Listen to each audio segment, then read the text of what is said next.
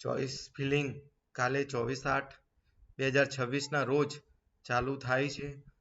તો ગુજરાત જે state counselling છે મેડિકલ કાઉન્સલિંગ BDS માટે કાલથી અને MBBS માટે પણ કાલથી ચોઈસ ફિલિંગ બંનેનું સાથે ચાલુ થાય છે.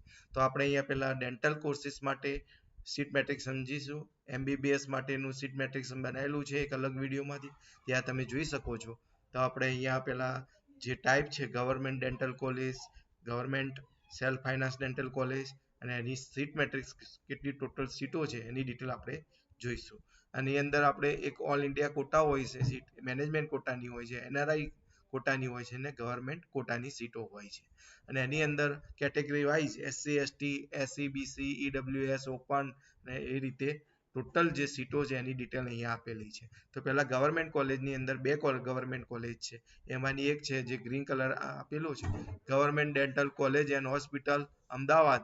એની અંદર તમે જોઈ શકો છો કે ઇન્ટેક જે છે એ 125 છે. એની અંદર ઓલ ઇન્ડિયા કોટાની 18 સીટો છે.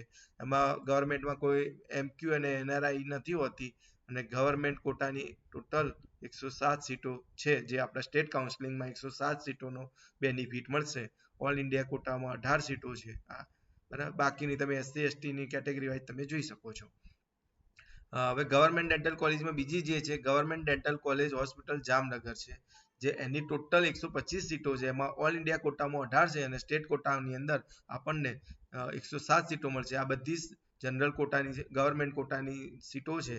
આમ ટોટલ BDSમાં ગવર્મેન્ટ કોટાની 250 સીટોમાંથી આપણને સ્ટેટ કોટામાં 214 સીટો ગવર્મેન્ટ કોટાની અંદર આપણને મળશે. ચોઈસ ફિલ નો બેનિફિટ મળશે. હવે આપણે સેલ્ફ ફાઇનાન્સ ડેન્ટલ કોલેજનું જોઈશું. તો એમાં EMC dental college and hospital Ahmedabad, એની અંદર 125 જે ટોટલ છે એમાંથી 13 જે સીટો છે એ મેનેજમેન્ટ કોટાની છે, 18 NRI કોટાની છે અને જે 94 છે એ ગવર્મેન્ટ કોટાની સીટો છે. Karnavati school of dentistry Uvarsad Gandhinagar, એની ટોટલ 100 સીટો છે. એમાંથી 10 સીટો મેનેજમેન્ટ કોટાની છે, 15 સીટો NRI કોટાની છે અને જનરલ કોટા જે ગવર્મેન્ટ કોટા છે એની 75 સીટો છે.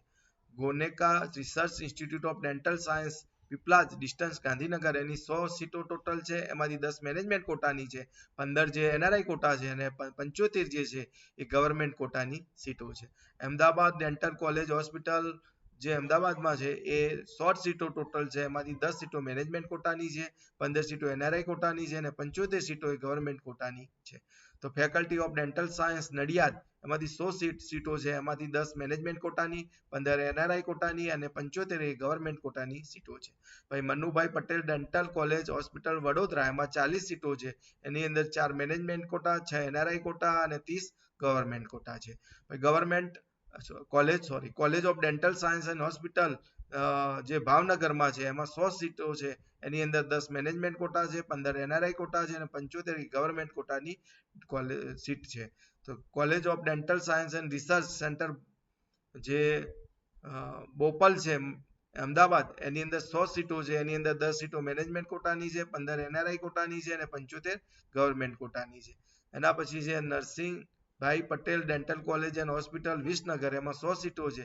એમાં 10 જે છે મેનેજમેન્ટ કોટાની, 15 NRI કોટાની અને 75 ગવર્મેન્ટ કોટાની સીટો છે. Siddhpur dental college of and hospital Siddhpur, 125 સીટો છે. એમાં 19 સીટો છે NRI કોટાની છે અને 106 સીટો છે ગવર્મેન્ટ કોટાની સીટો છે.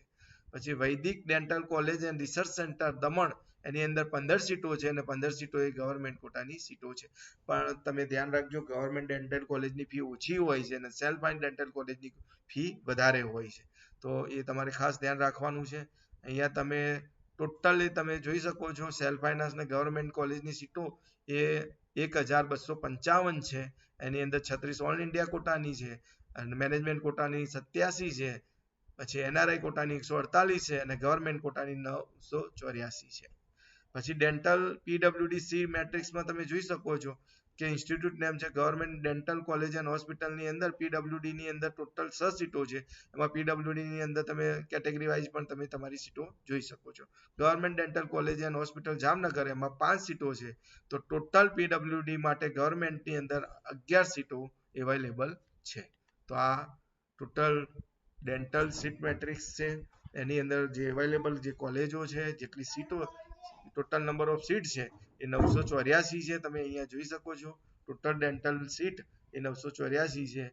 એ પ્રમાણે તમે સીટ મેટ્રિક્સનું સ્ટડી કરી અને પછી ચોઇસ ફિલિંગ જ્યારે રાઉન્ડ 1 માટે કરશો ત્યારે એ તમારે એ રીતે તમે સિલેક્શન કરી શકશો.